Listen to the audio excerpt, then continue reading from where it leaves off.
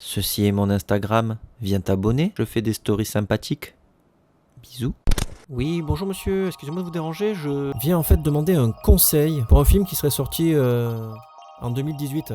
Voilà, alors si ça serait pour le louer après.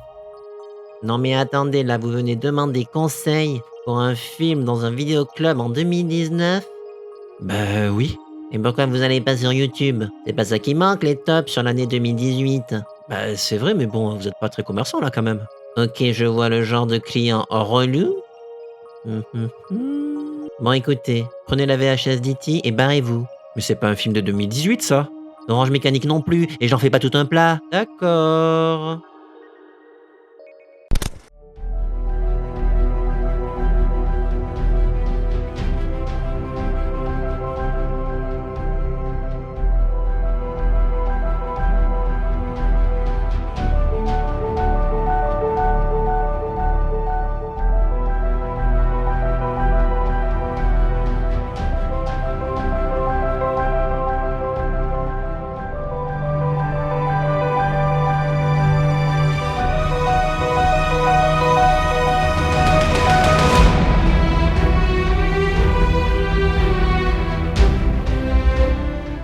Bonjour, c'est Drawer et bonne année à tous, meilleurs vœux, la santé, tout ça, tout ça. Nous allons aujourd'hui faire le top film 2018 parce que c'est important de faire cette vidéo, je la fais chaque année. Alors je suis actuellement avec mon fils, donc vous pourrez entendre des bruits de jouets.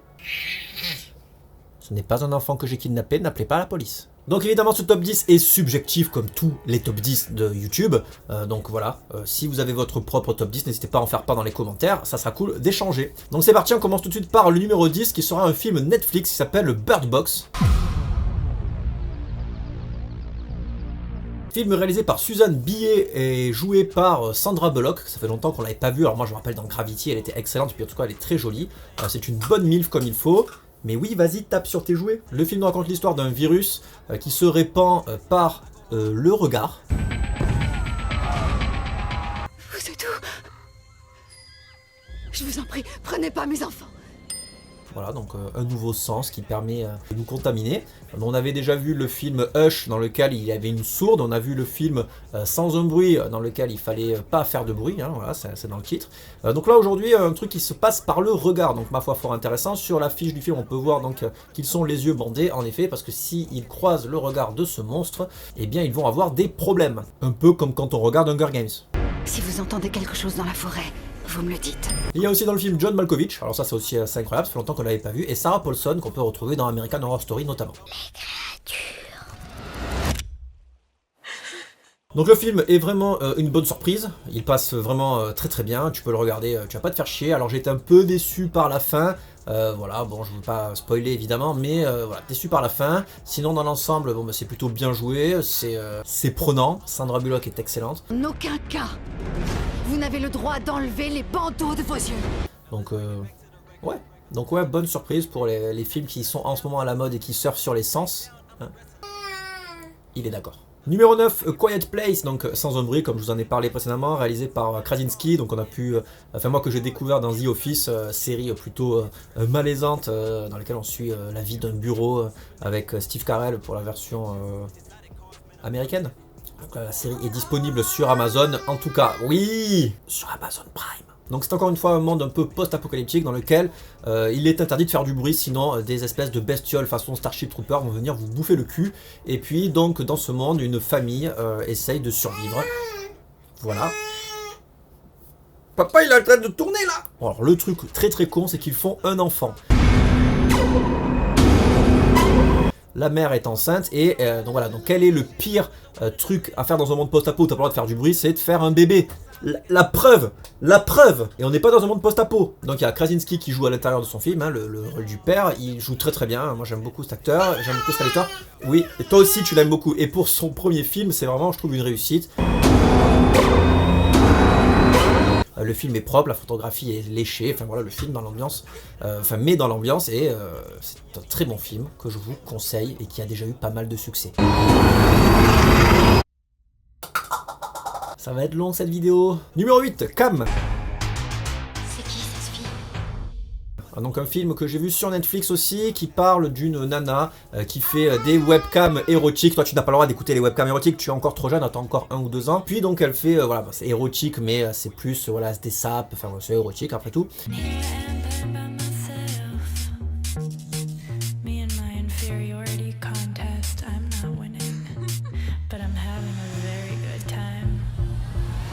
Et donc à un moment elle se fait pirater son compte et elle retrouve quelqu'un ou quelqu'une qui est exactement la même personne qu'elle, alors que c'est pas elle et que c'est en live, donc elle ne comprend pas ce qui se passe.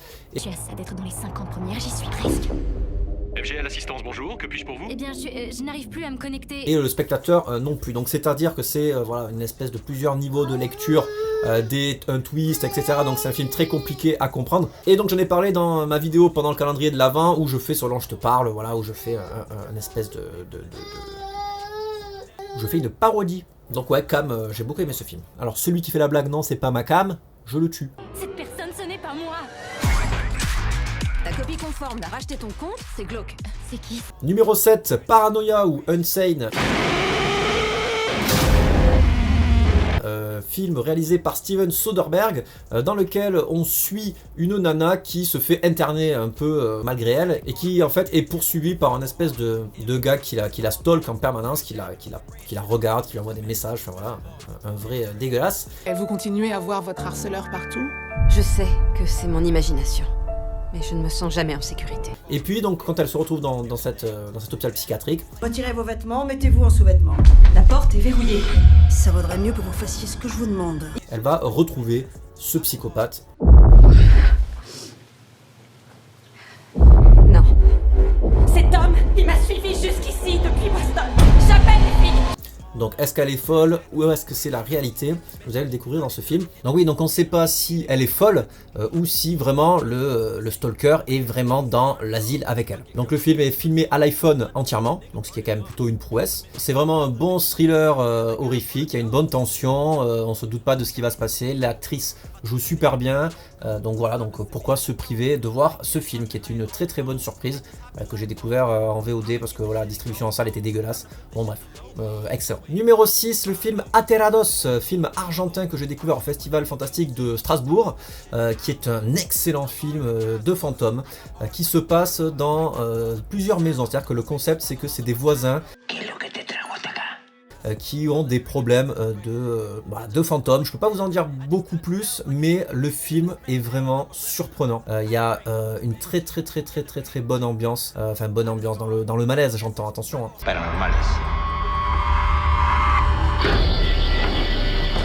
C'est une sorte de Conjuring, mais en plus malaisant. On sait pas qui sont ces monstres, on sait pas qui sont ces fantômes, on sait pas comment on peut les débusquer, donc ils essayent de se filmer pendant qu'ils dorment et tout, parce qu'ils sortent de sous le lit. C'est des espèces de cauchemars qu'on pourrait faire étant enfant, ça fait penser à Babadook et à ce genre de choses. Il n'y a pas vraiment de, comment dirais-je, de métaphore du deuil et compagnie, mais oui. Mais voilà, donc dans l'esprit, c'est des esprits qui viennent foutre un peu le bordel dans les maisons. Donc voilà, donc film de maisons hantées, mais qu'est-ce qu'il y a, tu veux le voir? Donc film de maisons hantées, mais avec des voisins. Donc voilà, donc c'est concept. Numéro 5, on arrive au milieu du classement et c'est le film Downrange, qui est sorti en vidéo à la demande en courant 2018, mais il était sorti en 2017 aux États-Unis. Donc je l'ai découvert, je sais plus dans quel festival, le festival de Jarmé, je crois, en début d'année. Et voilà, excellent film où le concept est très simple. Donc déjà réalisé par un japonais et donc film américain.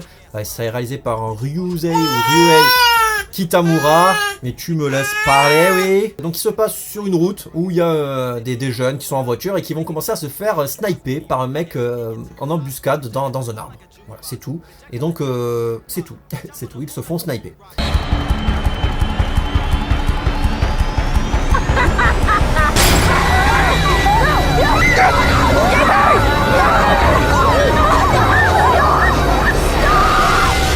Donc ils vont essayer de survivre juste avec la bagnole, en se cachant derrière la bagnole, parce qu'ils peuvent pas sortir de là. Donc c'est un film au concept très simple, mais qui fonctionne à merveille. Donc voilà, une tension énorme, il y a du gore, enfin voilà, c'est excellent. Donc regardez-le, Downrange, excellent film. Numéro 4, Hérédité de Ari Aster, que j'ai critiqué avec les copains Adrien et David, vous pouvez retrouver le vlog quelque part par là. Et donc voilà, film qu'on a beaucoup aimé, on l'a vu en salle, excellent, donc on l'a vu en VF, j'ai pas vu la VO depuis, mais en tout cas c'est un super film. Souvent certains disent le nouvel exorciste, non, ce n'est pas le nouvel exorciste, c'est pas le même propos. Donc là on parle plus de culte, on parle plus de deuil, on parle plus de ce genre de choses. Il y a de très très bons jeux de caméra, notamment avec la maison. Allez, Peter. Avec déjà le film commence avec un zoom sur la maison qu'on peut voir dans la bande-annonce et la mère, comme elle fait des maquettes, dis-le si je te dérange, dis-le si je te dérange mon pote. C'est compliqué. Donc on retrouve Toni Collette qui joue super bien, on l'avait vu dans 6ème Sens déjà. Et c'est une très bonne actrice, elle fait bien flipper et les autres gamins qui jouent aussi, ils font bien flipper. Enfin, ils jouent bien quand ils ont peur en tout cas. Et d'ailleurs la gamine, la toute petite, elle a vraiment une tronche. Bon, elle est pas très belle, mais elle a une tronche qui fait peur en fait. C'est ça c'est pas très gentil de dire ça, mais c'est la vérité. C'est pas facile d'être youtubeur en 2019. Donc oui, Hérédité, un film à voir, dont vous avez probablement entendu parler, qui est excellentissime. C'était une femme extrêmement difficile, ce qui doit expliquer mon caractère. Donc numéro 3, c'est Ghostland de Pascal Laugier, qui a gagné au festival de Gérardmer le prix du jury, le prix du public. En vrai, il a tout gagné. C'est un super film, encore une fois, sinon il serait pas dans le top. Grosse claque, donc film de home invasion avec des gros tarés qui débarquent dans une maison et qui veulent défoncer la mère et ses 2 filles. Donc la mère jouée par Mylène Farmer. Un type entre chez les gens, il tue les parents et épargne les filles. Et il reste avec elles et les cadavres des parents. Excellent. Puis donc après, la gamine, une des 2 gamines devient grande, donc on est sur 2 chronologies où elle devient écrivaine. Voilà. Et donc il y a plein de choses, il y a des choses que je ne peux pas vous dévoiler évidemment. J'aime écrire des histoires. Mais c'est un super film. Si vous avez aimé Martyr, moi c'est mon 2e film préféré de Pascal Laugier, parce que bon, Martyr, moi quand même vachement plus gore, mais celui-là c'est un peu le film d'horreur familial, un peu tout public, enfin familial c'est vite dit, mais vraiment tout public qui permet de convertir les non adeptes de cinéma d'horreur. Donc si vous connaissez des gens qui n'aiment pas trop le cinéma d'horreur, vous pouvez leur faire mater Ghostland. Voilà, c'est effrayant, effectivement, c'est effrayant. Et oui, numéro 2 de ce classement, c'est Climax.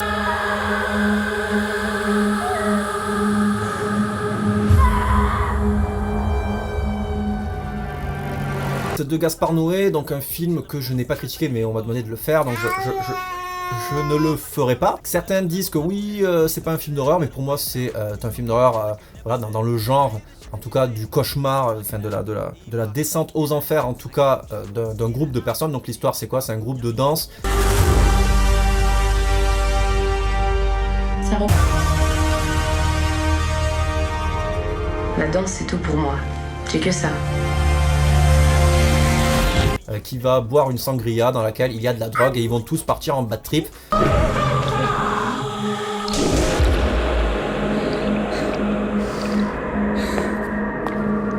Mais du sacré bad trip de compétition. Alors apparemment c'est inspiré d'un fait réel qui s'est passé dans les années 90, pardon. Donc le film est ultra référencé, il y a des systèmes de caméras qui tournent, des couleurs flashy, c'est un peu le best-of de Gaspard Noé. Moi j'ai vu la séance dans un cinéma à 11h du matin je crois, après une soirée plutôt arrosée, au Festival Fantastique de Strasbourg encore, qui est un très bon festival, hein, il faut y aller.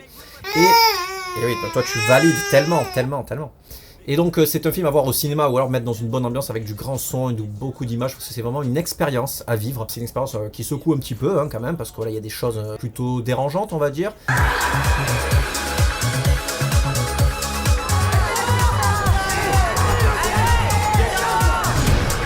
Et des choses et des sujets plutôt tabous, voilà. Bon, je vous en dis pas plus évidemment parce que il faut découvrir le film. En tout cas moi je me suis régalé. Le cinéma de Gaspard Noé c'est un cinéma que j'adore. C'est du cinéma qui nous fait ressentir des choses, c'est des expériences en fait cinématographiques plus que de la narration. C'est vrai que ça parle pas plus, enfin voilà, c'est juste un groupe de danse qui part en délire quoi.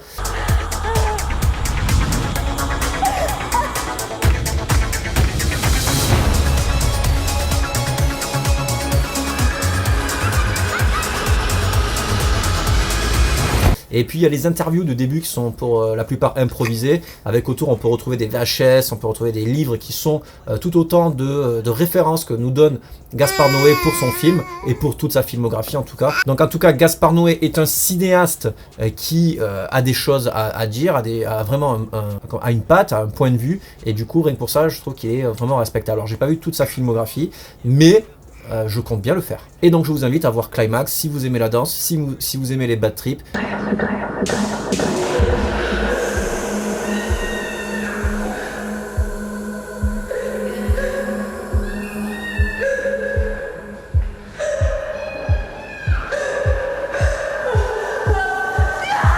Si vous aimez la musique, parce qu'il y a de la musique tout au long du métrage et la BO est vraiment super. Je sais pas quoi vous dire de plus, ce film est génial. Ce qui ne me tue pas me rend plus forte. En termes aussi d'esthétique, tu vois, en termes de... alors, je parle pas en termes de photographie, je parle plutôt au niveau des polices d'écriture qui va afficher les génériques, tout ça. Donc là, encore une fois, il y a sa patte, c'est-à-dire qu'il va mettre le générique en milieu de film, il va mettre voilà, sur les noms des acteurs, vraiment bien en gros, en gras.